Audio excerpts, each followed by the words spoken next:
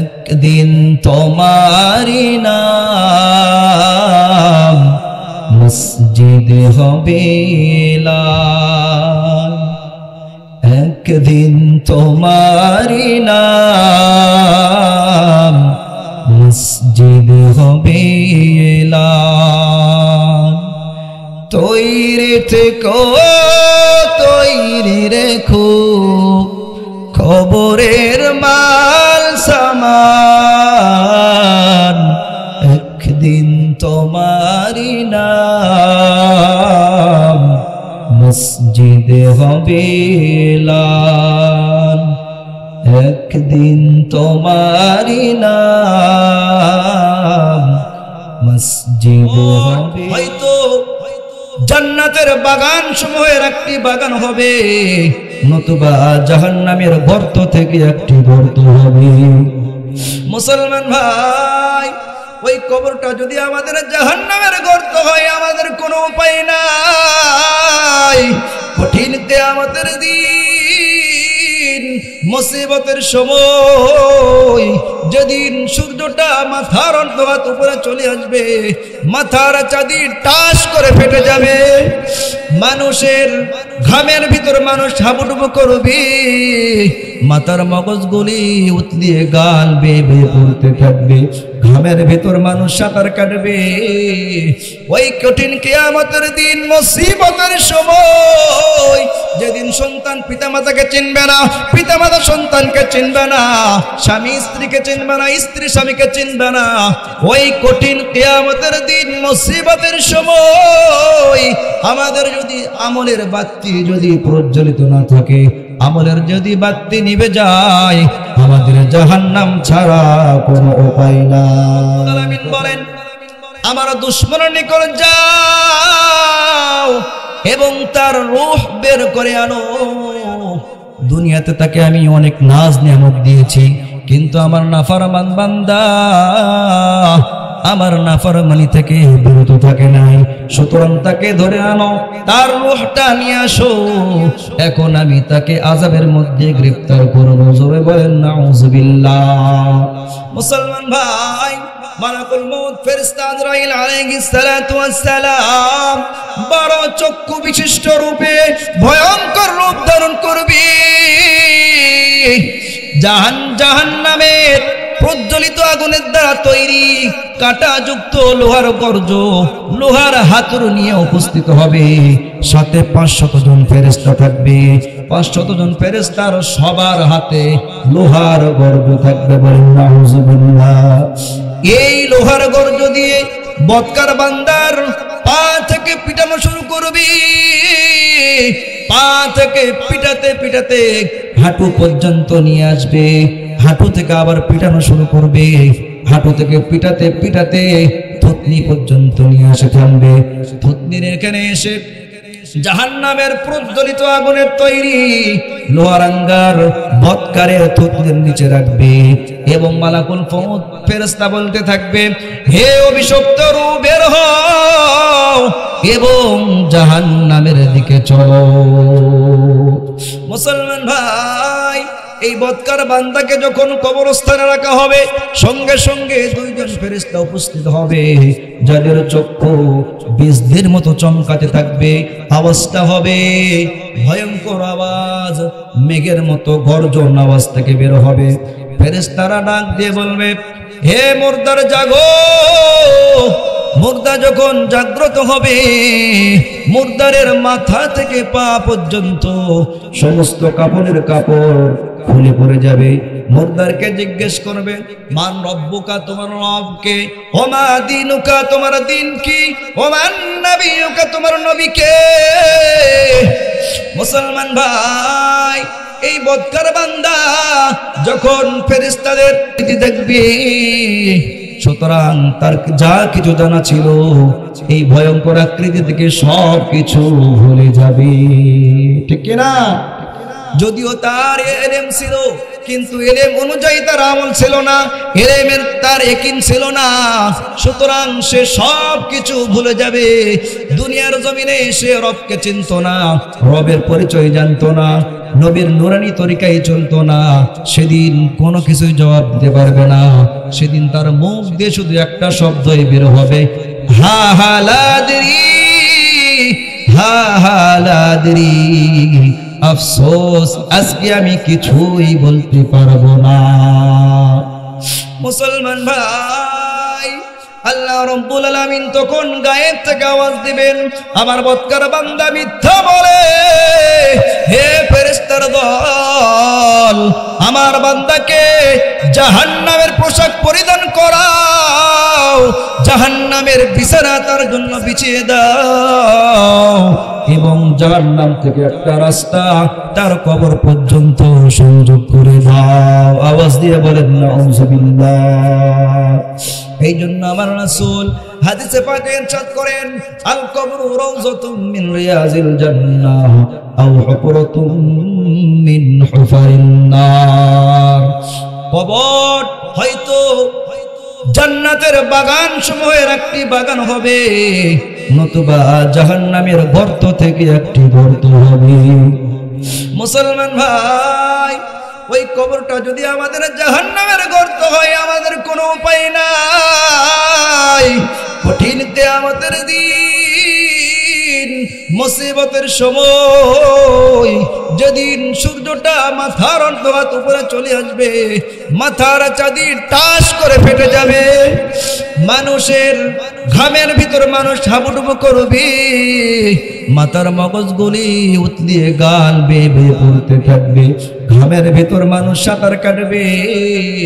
ওই কঠিন কিয়ামতের দিন, মুসিবতের সময়, যেদিন সন্তান পিতামাতাকে চিনবে না, পিতামাতা সন্তানকে চিনবে না, স্বামী স্ত্রীকে চিনবে না, স্ত্রী স্বামীকে চিনবে না, ওই কঠিন কিয়ামতের দিন, মুসিবতের সময়, আমাদের যদি আমলের বাতি যদি প্রজ্বলিত না থাকে, আমলের যদি বাতি নিভে যায়, আমাদের জাহান্নাম ছাড়া কোনো উপায় নাই। কথা বলেন ঠিক কিনা?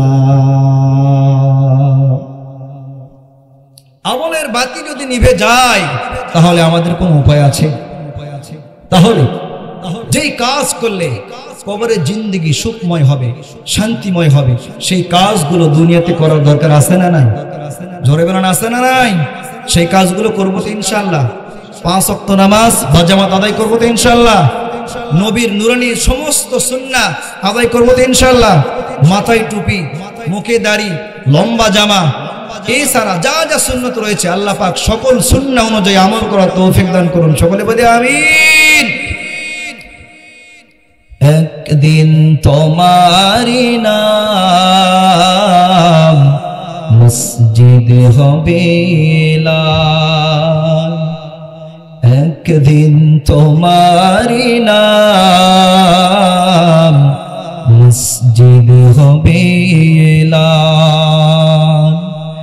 তৈরি থেকো, তৈরি রেখো, খবরের মাল সামান, একদিন তোমারি নাম মসজিদে হবে লাল, একদিন তোমারি নাম মসজিদে হবে লাল। সকলে একটু জিকির করি লা ইলাহা, সবাই জবান করে লা ইলাহা।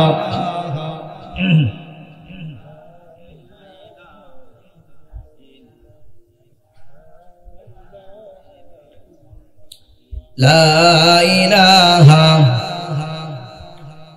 লা ইলাহা ইল্লাল্লাহ। সবাই মোহাম্মতে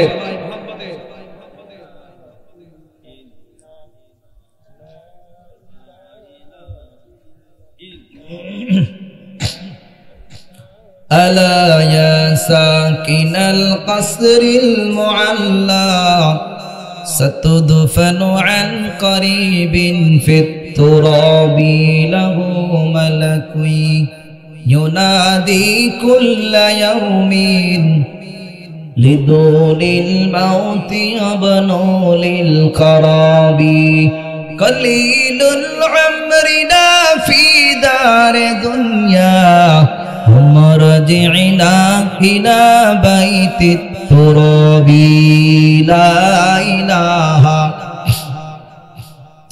لا إله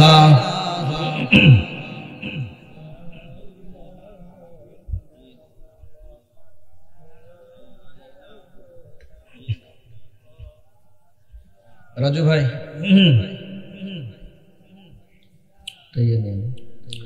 ला इलाहा इल्लल्लाहु मुहम्मदुर रसूलुल्लाह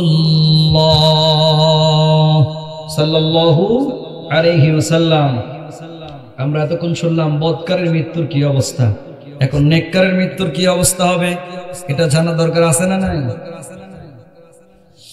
মুসলমান ভাই, হাদিসে পাকে আসছে যখন নেককার বান্দার ইন্তিকাল হবে আল্লাহ রাব্বুল আলামিন মালাকুল মউত ফেরেশতা নেককার বান্দার কাছে পাঠিয়ে দিবেন, অর্ডার করবেন, হে মালাকুল মউত যাও আমার প্রিয় বান্দার রূহ নিয়ে আসো।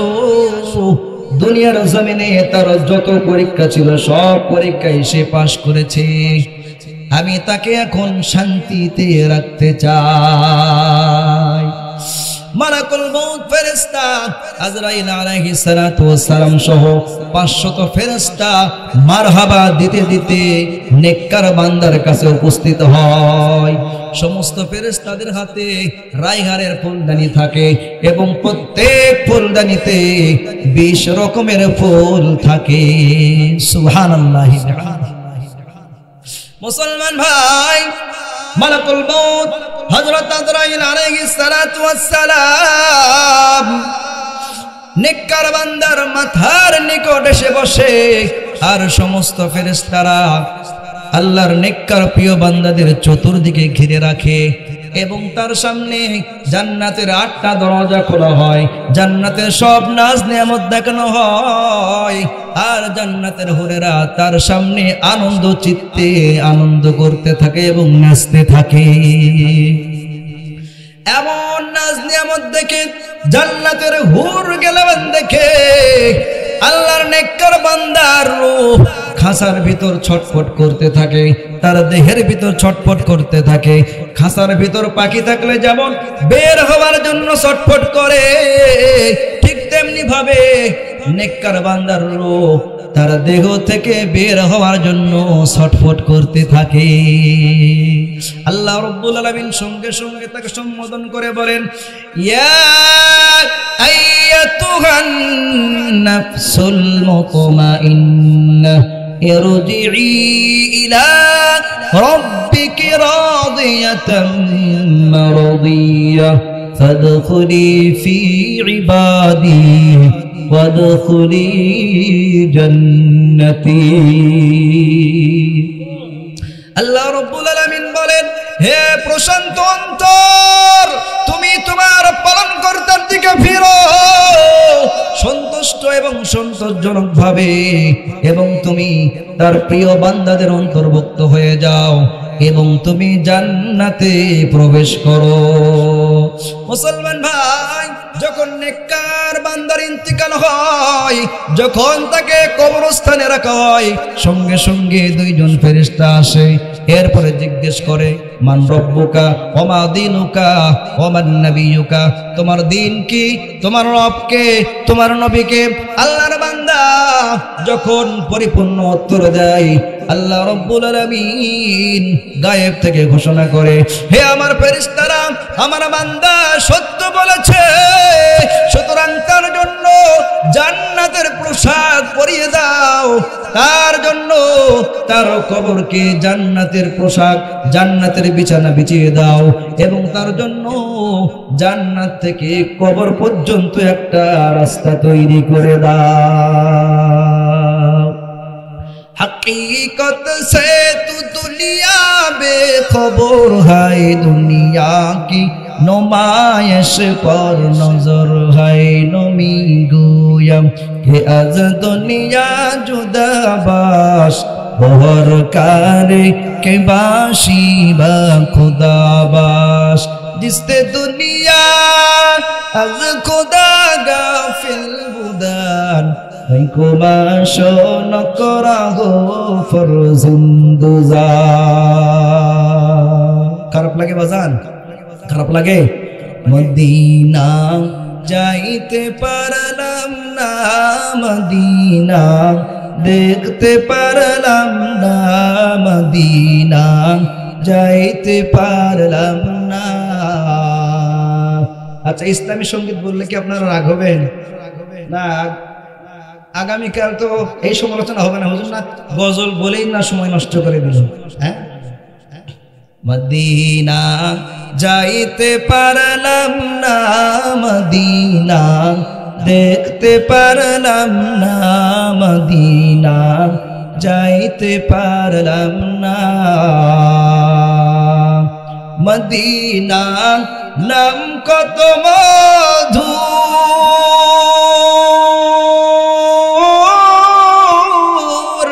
मदीना हर जे कत दूर